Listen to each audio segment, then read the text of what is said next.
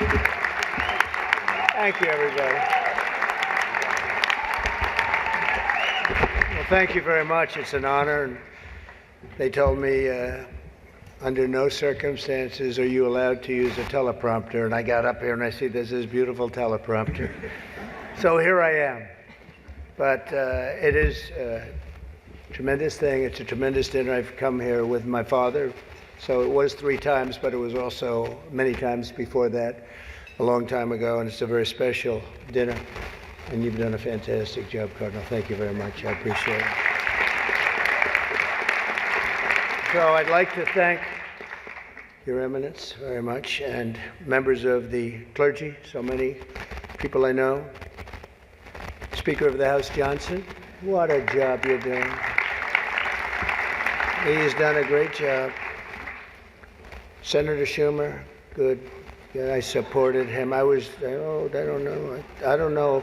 He used to say that's true, and now I'm not sure he would, but I gave him his first check from an office in Beach Haven, and I was very proud of it. I don't know about lately. Now it was his first check. He was running, and I said, he's a good man. Senator Gillibrand, thank you very much. Thank you very much for working hard. Governor Hochul, wherever you may be up, this is a big day, right? Where is the governor? Good job. It's not an easy one, is it? But you're doing all right. We have to get a little money from the federal government, I have to tell you. It's about time. It's about time. Mayor Adams, good luck with everything. They went after you. They went after you, Mayor. Yeah, boy, I do that. 9.5 months ago, I said, he just said something about the administration. He's going to be indicted any moment. And guess what happened? But you're going to win. I think you're going to win. I know you're going to win. So good luck. Good luck. I don't like what they do. And also distinguished, got so many friends up here. It's great. A lot of great friends. Some of my best friends. And you are right, they are distinguished and they are wealthy for the most part. A couple are having a hard time, but they're going to get over it. I also want to thank my very beautiful wife, and thank you for mentioning, but can you believe this? She did a book, and it's a really good book, and she worked hard on it, and it just became #1 on the New York Times list, so I think that's okay. That's not an easy thing to do, especially when your name is Trump and you're on the New York Times list. That must be selling like hotcakes. But thank you for mentioning. I appreciate it. Good job you did. It's a true pleasure to be with you this evening. Amazing pleasure. And these days it's really a pleasure anywhere in New York without a subpoena for my appearance. Anytime I don't get a subpoena, I'm very happy. They've gone after me, Mr. Mayor. You're peanuts compared to what they've done to me. And you're going to be okay. But I have to be careful, however, to understand that this will be the first time in the history of this event where jokes will be fact-checked, and they will be. And they will be. It's been a long tradition for both Democrat and Republican candidates for President of the United States to attend this dinner. It's a rule. You got to go to the dinner. You got to do it. Otherwise, bad things are going to happen to you from up there. You can't do what I just saw on that screen. But my opponent feels like she does not have to be here, which is deeply disrespectful to the event, and in particular to our great Catholic community. Very disrespectful.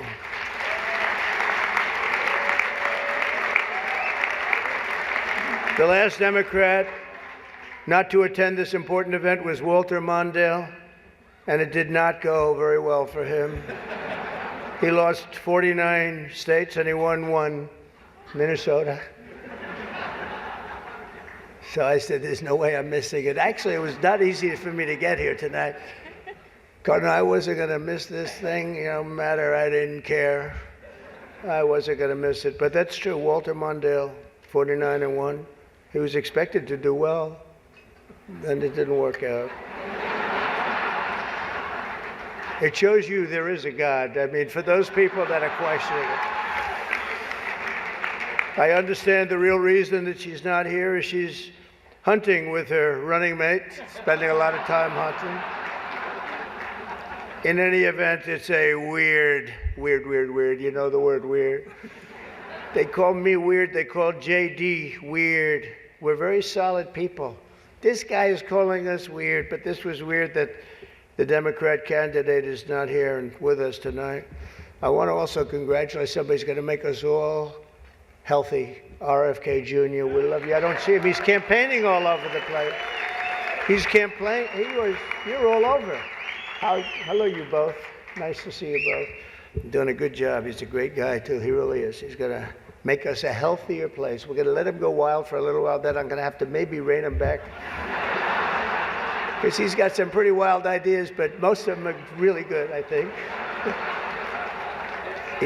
He's a good man, and he believes the environment, the healthy people. He wants healthy people. He wants healthy food. And he's going to do it. He's going to have a big chance to do it because we do need that. I would not have missed the Al Smith dinner for anything in the world. I still remember coming here as a very young guy with my father, Fred. He was a great guy, my father. He was a tough cookie, but he had a very big heart. Anytime we'd walk down the street, and you don't see it too much anymore, there'd be people standing with tin cans, and he would always take out $100 and put it in that can. And I always thought it was beautiful. And frankly, I even think more so now it was beautiful, because nowadays you don't see it so much. But I miss him, and we used to come here very religiously. And a great New York tradition has been born 79 years ago. It was born 79 years ago, and there are some people that were here for almost that length. I know many of them, and it's not a pretty picture. It's not a pretty picture. The two candidates for president are supposed to exchange good-natured barbs, and you know we get along very well. I didn't like Biden very much, and now I like him quite a bit. You know, and now I say that she's much worse than him. He was a much better candidate than her, actually. And when we hopefully win, dispose of her, I like her a lot, but right now I can't stand her. It's true. I can't stand her. I've never liked people that I was competing against. When you do, a lot of bad things happen. And we are doing well. By the way, the votes are starting to come in. You got to get out and vote. And Catholics, you got to vote for me. Just remember. You better remember I'm here. And she's not. I could have done that too. But you do something that's incredible. The Catholic Church, you're helping the poor, educating children, and supporting the vulnerable. But if you really wanted Vice President Harris to accept your invitation, I guess you should have told her the funds were going to bail out the looters and rioters in Minneapolis, and she would have been here, guaranteed. She would have been here. Guaranteed. She would have been okay. She would have been okay with that.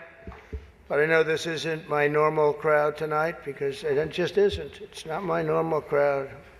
Believe me, my normal crowd is younger, has a lot more energy, but you have certain advantages too, like cash, lots of cash. But many of you are Manhattan liberals from the media and the Democrat Party. I always say the Democrat, you know, Chuck doesn't like that. He likes Democratic, and it sounds much more beautiful, the Democratic Party. I always say the Democrat Party because it sounds worse. It is true. He likes Democratic. Why don't they just change the name? This way, you know, it is Democrat. But I must say I was shocked when I heard that Kamala was skipping the Al Smith dinner. I'd really hoped that she would come, because we can't get enough of hearing her beautiful laugh. She laughs like crazy. We would recognize it any place in this room, and all polls are indicating I'm leading big with the Catholic vote, as I should be.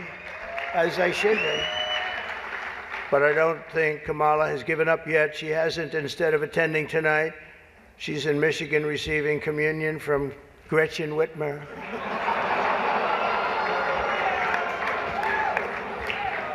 That's not a pretty sight. But Catholics, please don't be too insulted by Kamala's absence. If the Democrats, yeah, he says, thank you very much, I appreciate it.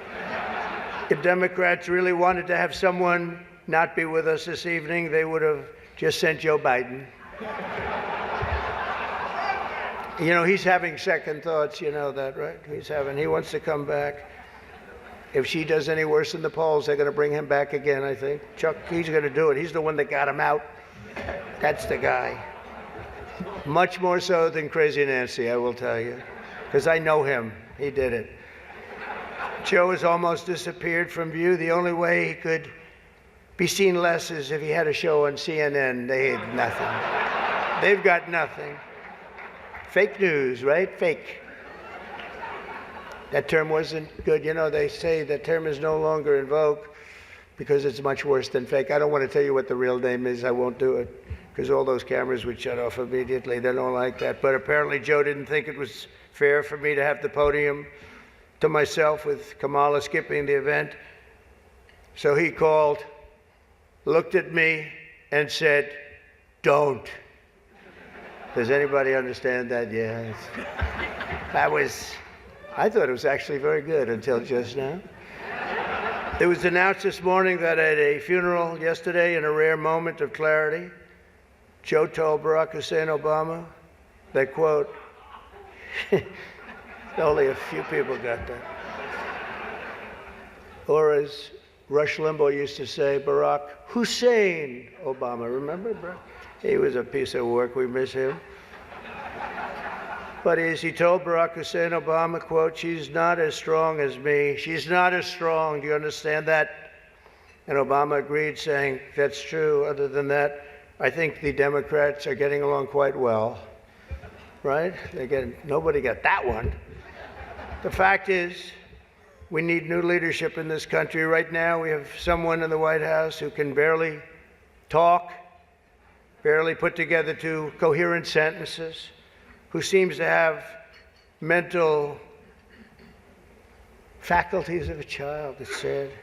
There's a person that has nothing going, no intelligence whatsoever, but enough about Kamala Harris. Let's get on to something else. I know Kamala's word because she spends a lot of time complaining. I won't agree to another debate. But the truth is, I've debated twice this year, once against Joe Biden and once against David Muir of ABC. That was amazing, 11 times. None for the other side. Do you think that's fair news? I don't think so. That's fake news. I don't know what's going to happen 3 weeks from now. It's going to be very interesting. It just started. It's actually, isn't it sort of exciting? Right? It really, isn't it just exciting what's going on? It's a process. It's a rough process, too. Not so pretty, and yet sometimes very beautiful. But the press is reporting that Democrats are starting to panic. They're panicking. They are panicking because, you know, the votes that are coming in very, very strong, a certain way. I won't tell you what way that is, but Chuck Schumer is here looking very glum. Doesn't he look glum? He looks glum. But look on the bright side, Chuck, considering how woke your party has become. If Kamala loses, you still have a chance to become the first woman president.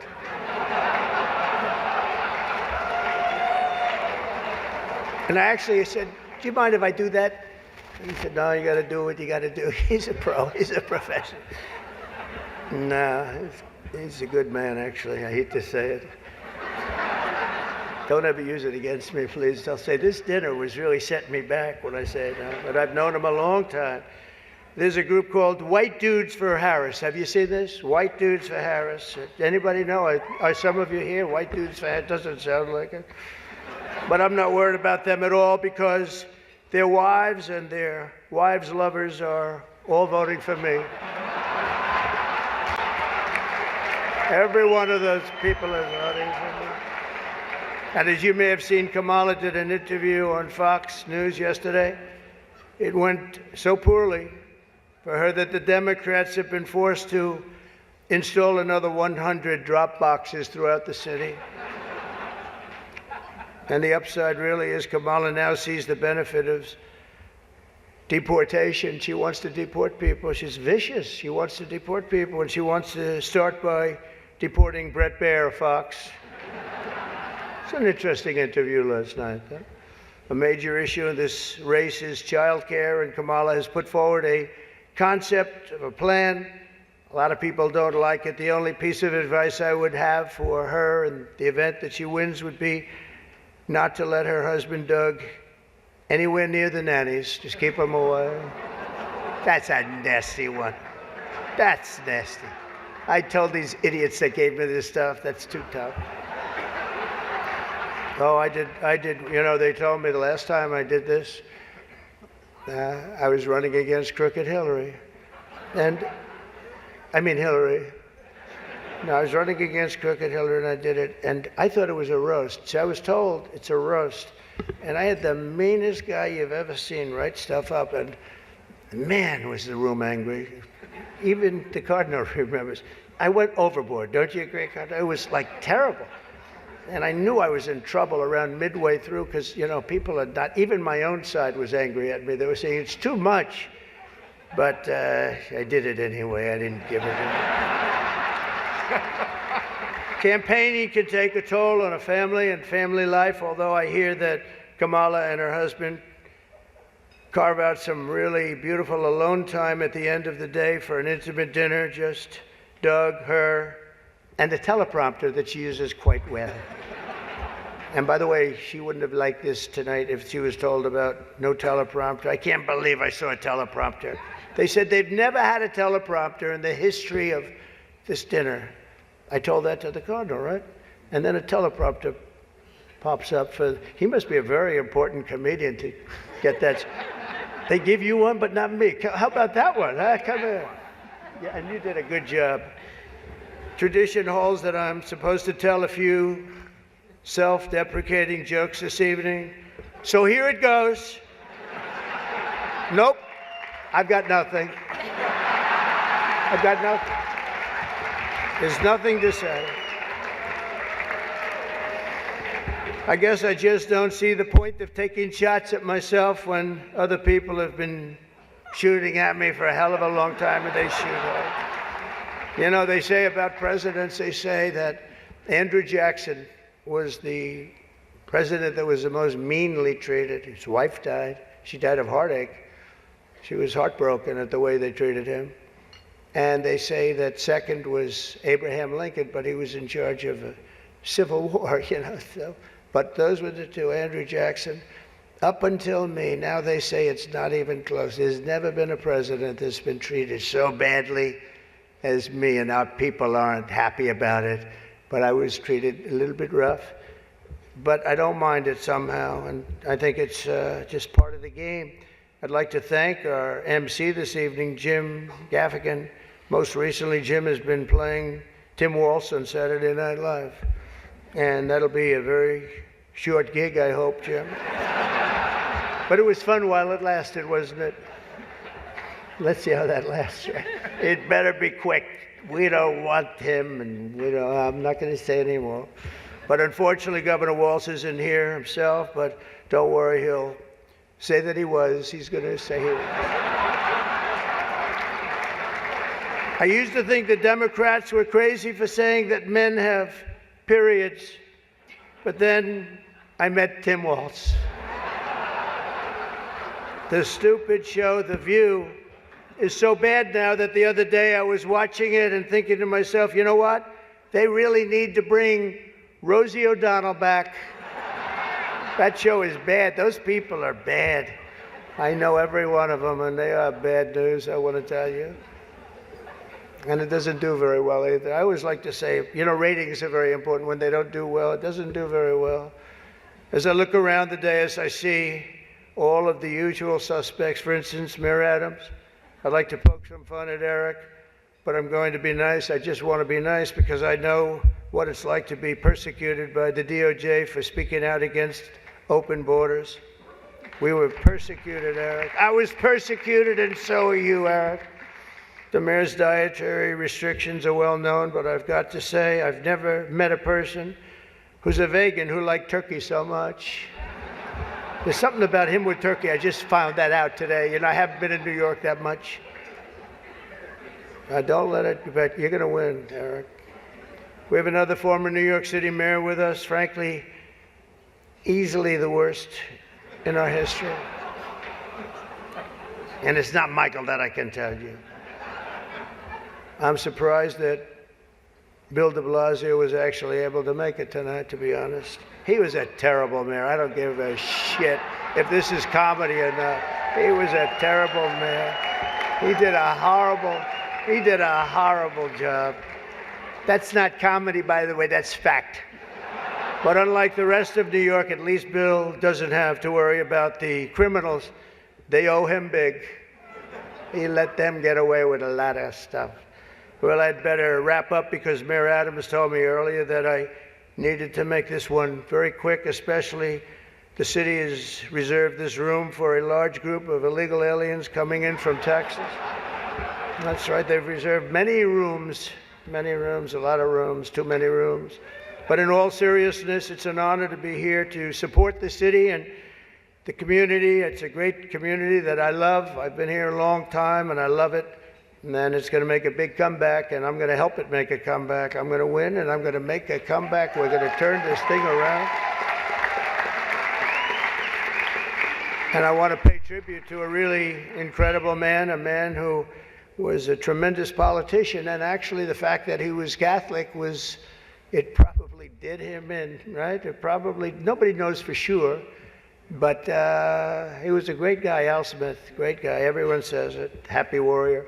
I've said before that I'll say it again as many times as I have to, directly to the mayor and the governor. If I have the honor to be elected next month, we're going to see what happens. It's happening so fast, but if I have the honor, I look forward to working together to make this city greater than ever before. We're going to do that. We're going to be focused on. I'll work with the governor. I'll work with the mayor, Democrats. I will work with them. I work with whoever I have to, and we will even work very hard to bring back the SALT tax deduction. We're going to bring it back. We're going to bring it back. We're going to get that thing going, Chuck, okay? I actually thought about not doing jokes tonight. I was going to come out here and say, listen, our country is doing very badly. This is not about jokes. And then some person said, you have to do jokes. I said, I don't want to. There's nothing funny about what's happening to our country. And I actually meant that. I was going to do that, but they convinced me to say some of the things I said tonight. I don't know if they were funny or not, but hey, you think this is easy standing up here and doing this? In front of half a room that hates my guts and the other half loves me? Half of us love me. Well, maybe it's, I think 75% love me. But I actually do. I did think about that, and our country is doing very badly with respect to its open borders and inflation, crushing things happening in the Middle East and Ukraine. It's so sad to see what's happening in Ukraine. Wow. I had a lot of people very religious people come up to me tonight from Ukraine, and they're asking me for help. So sad to see so many people have been killed in Ukraine, and we're going to get it settled up if we win. As I'm president-elect, I'm going to get that done. I'm going to do it before we ever get back. We have to get it stopped. Too much killing. It's killing, and all of those cities are coming crashing down. Those beautiful golden domes are crashing down on their sides. They're so sad to see. The whole thing is so sad. So we're going to be, for all those people, there's so many people came up to the dais, and religious people from Ukraine, and I'm going to say, and I told them, don't worry, we're going to get it stopped. It's too bad it ever started. It should have never started. It wouldn't have started. But we're going to have our country respected again. We're going to make sure that it's respected, and we're going to go out and do very good things for ourselves as a country and for the world. These are challenging times for our beautiful USA. But I'm committed to working with every partner here in New York and all across the nation to build an America that once again is strong and safe and proud and prosperous and free. We're going to make sure together we can create a future defined by great ambitions and grand achievements that once again inspires the dreams of our children, brings back the American dream. You don't hear about the American dream anymore. We're going to make it possible for them to have the American dream. This is a very religious evening to me. It really is. It represents so much. My sister was somebody that loved the church and gave to the church. The cardinal knew that. Had a certain priest that she thought was incredible, right? A certain very, very fine man that she thought was incredible. Having recently, myself, survived 2 assassination attempts. I survived. I have a chart that went down to the right. Fortunately, I looked at it. It's my all-time favorite piece of paper. But it went down, and I looked to the right, and I said, you know, was that luck? What was that, luck, or was that God that did that? And I think it was God that did that. I do. But I have a very fresh, Cardinal, I have a very fresh appreciation for how blessed we are by God's providence and His divine mercy. I mean, that was something, I was not supposed to be here tonight. That I can tell you.